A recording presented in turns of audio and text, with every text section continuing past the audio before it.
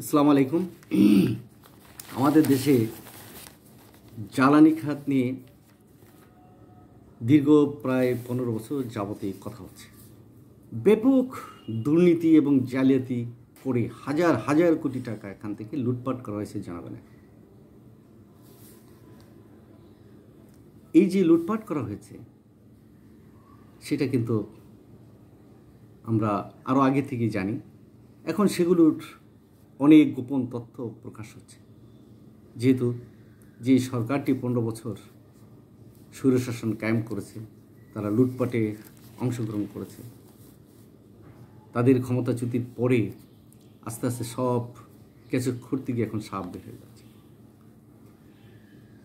জ্বালানি উপদেষ্টা তিনি বলেছেন দায় মুক্তি বিধানের চলতি কার্যক্রম স্থগিত। আসলে দায় মুক্তিটাই তো একটা অগণতান্ত্রিক এবং এটি একটি অন্যায় কার্যক্রম। অন্যায়কে প্রশ্রয় দেওয়ার জন্যই দায় মুক্তির একটি ব্যবস্থা করা হয়। যে জ্বালানি খাতে যারা আমাদের বিদ্যুৎ সরবরাহ করছে, তো সেই সমস্ত প্রতিষ্ঠানের উপরে দায় মুক্তি দিয়ে রাখা মানে হলো তাদের একটা স্বৈরাচার কায়েম করা। যে সমস্ত বেসরকারি বিদ্যুৎ সরবরাহকারী প্রতিষ্ঠান যারা আছে, তারা তাদের মতো করে সরকারকে ম্যানেজ করে জনগণকে বঞ্চিত করে তারা হাজার হাজার কোটি টাকা এই দেশ থেকে লোপাট করে নিয়েছে। কাগজে কলমে দেখা হয়েছে যে অনেক বিদ্যুৎ তৈরি হয়েছে, অনেক বিদ্যুৎ উৎপাদন হচ্ছে। আপনি গ্রামের দিকে যান কিংবা শহরের দিকে যান, এত বিদ্যুৎ কোথায় যায়? কথায় আছে না যে কাজীর গরু কেতাবে আছে, গোয়ালে নাই। লেখা আছে, ডায়েরিতে লেখা আছে, খাতায় লেখা আছে, হিসাবের খাতায় লেখা আছে গরু আছে 8টি, কিন্তু যখন আপনি সরেজমিন দেখবেন যে গরু আছে 2টি কিংবা 1টি কিংবা নাই, কোনো ক্ষেত্রে নাই। এই জ্বালানি এবং বিদ্যুৎ এই সেক্টরের যে কত বড় জালিয়াতি হয়েছে, কত বড় দুর্নীতি হয়েছে, এগুলো আস্তে আস্তে প্রকাশ হবে। এটা সরকারের একটি শ্বেতপত্র বের করা উচিত, কারা কিভাবে এই লুটপাট করেছে। সামিট গ্রুপের কথা আমরা শুনেছি, এমন অনেক গ্রুপ আছে যারা এই বিদ্যুৎ সেক্টরে কাজ করেছে এবং লুটপাটে অংশগ্রহণ করেছে এবং এক একজন বিলিয়নিয়ার হয়ে গিয়েছেন। সিঙ্গাপুরে তাদের বিশাল ব্যবসা। কোথাকার জমিদার তারা? কোথাকার জমিদার তারা?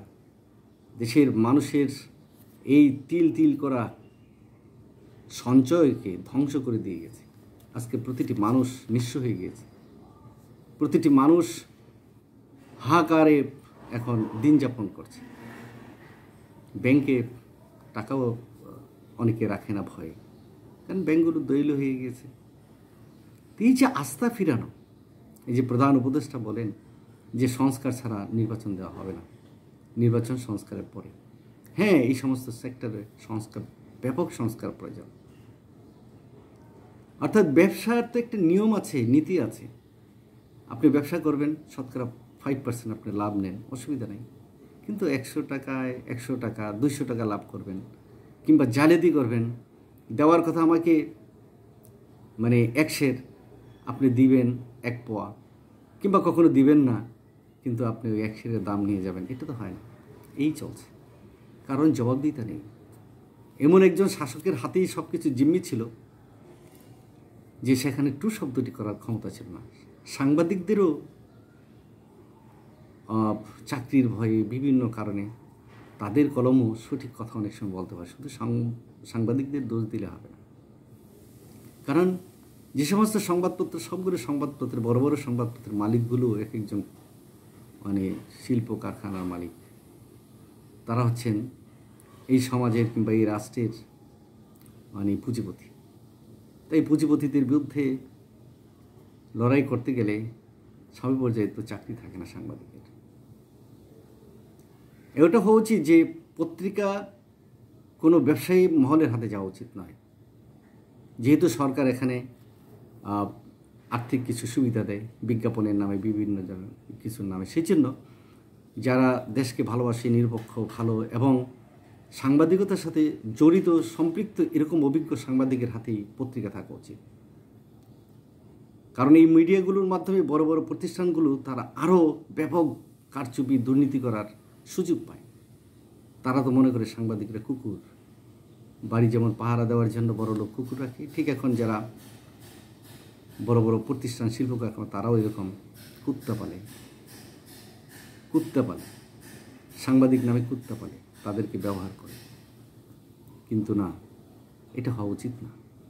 অনেক সাংবাদিক আছে যারা ন্যায় নীতি পরায়ণ, যারা দেশকে ভালোবাসে, সঠিক সংবাদটি সঠিকভাবে উপস্থাপন করতে, কিন্তু তারা পারেনি, এখনও পারছে না। সামনে কতটুকু পারবে সেই ব্যবস্থা করা উচিত। এখানে ব্যাপক সংস্কার করে সংবাদপত্রে কোনটা থাকবে না একটি নীতিমালা থাকা উচিত। যে সে সম্পাদক হয়ে যাবে তা হতে পারে না। সাংবাদিকতার অভিজ্ঞতা নিয়ে, সার্টিফিকেট নিয়ে তারপরে সাংবাদিকতা করা উচিত। কারণ সাংবাদিকদের মানুষ কিন্তু এখন বলে সাংবাদিকদের বসতে হবে।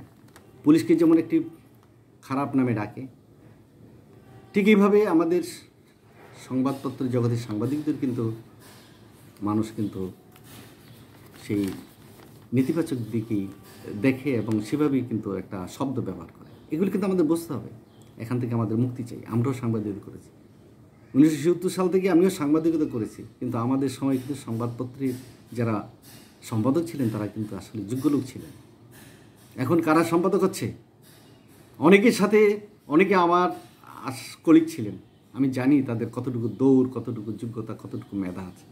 দুঃখ হয় এরা সংবাদপত্রের সাংবাদিক। আবার এমন নামকস্ত আছে যা পত্রিকায় বের করে না, কিন্তু তারা বিজ্ঞাপন নিচ্ছে, কেন? দলীয় কারণে সুযোগ সুবিধা পাচ্ছে। এগুলো নিয়ে আমি একটা আলাদা ভিডিও করব, আমি দেখিয়ে দেব। এবং এভাবে শত শত পত্রিকা থাকা উচিত না, এভাবে শত শত সাংবাদিকও থাকা উচিত না। ধন্যবাদ, ভালো থাকবে।